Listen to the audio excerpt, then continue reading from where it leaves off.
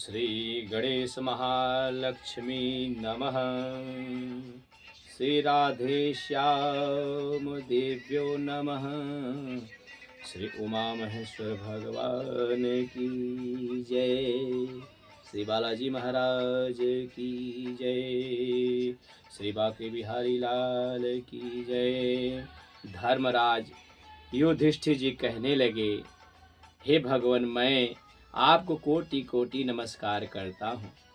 अब आप कृपा करके चैत्र शुक्ल एकादशी का महात्म कहिए। भगवान श्री कृष्ण कहने लगे कि हे धर्मराज, यही प्रश्न एक समय राजा दिलीप ने गुरु वशिष्ठ जी से किया था, और जो समाधान उन्होंने किया वह मैं तुमसे कहता हूँ। बोलो श्री लक्ष्मी नारायण भगवान की जय। प्राचीन काल में रत्नपुर नामक एक नगर था। वहां पर अनेक ऐश्वर्यों से युक्त पुंडरीक नाम का एक राजा राज करता था। रत्नपुर नगर में अनेक अप्सरा, किन्नर तथा गंधर्व वास करते थे। उनमें ललिता और ललित नाम के दो स्त्री पुरुष थे। उन दोनों में अत्यंत स्नेह प्रेम था, यहाँ तक कि अलग अलग हो जाने पर दोनों व्याकुल हो जाते थे। एक समय पुंडरीक की सभा में अन्य गंधर्व के सहित ललित भी गान कर रहा था। गाते गाते उसको अपनी प्रिय ललिता का ध्यान आ गया, और उसके ध्यान में स्वर भंग होने के कारण गाने का स्वरूप बिगड़ गया। ललित के मन का भाव जानकर करकोटक नाग ने पद भंग होने का कारण राजा से कह दिया। तब पुंडरीक ने क्रोध पूर्वक कहा कि तू मेरे सामने गाता हुआ अपनी स्त्री का स्मरण कर रहा है, अतः तू कच्चा मांस और मनुष्यों को खाने वाला राक्षस बनकर अपने किए कर्म का फल भोगेगा। बोलो श्री लक्ष्मी नारायण भगवान की जय। पुंडरीक के श्राप से ललित उसी क्षण महाकाय विकराल राक्षस हो गया। उसका अत्यंत भयंकर नेत्र सूर्य चंद्रमा की तरह प्रदीप्त हो गया तथा मुख से अग्नि निकलने लगी। उसकी नाक पर्वत की कंदरा के समान विशाल हो गई और गर्दन पर्वत के समान लगने लगी। सिर में बाल पर्वत पर खड़े वृक्षों के समान लगने लगे तथा भुजाएं अत्यंत लंबी हो गई।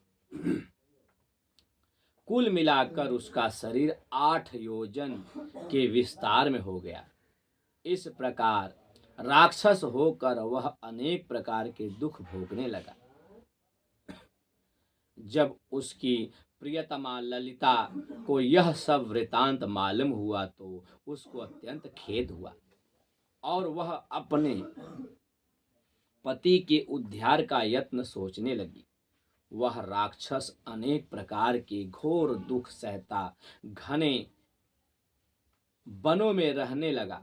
उसकी स्त्री उसके पीछे पीछे जाती और अनेक प्रकार से विलाप करती रहती।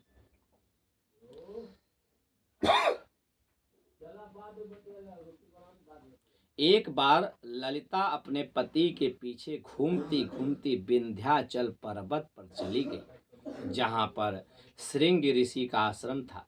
ललिता शीघ्र ही श्रृंग ऋषि के आश्रम में गई और वहां जाकर विनीत भाव से प्रार्थना करने लगी।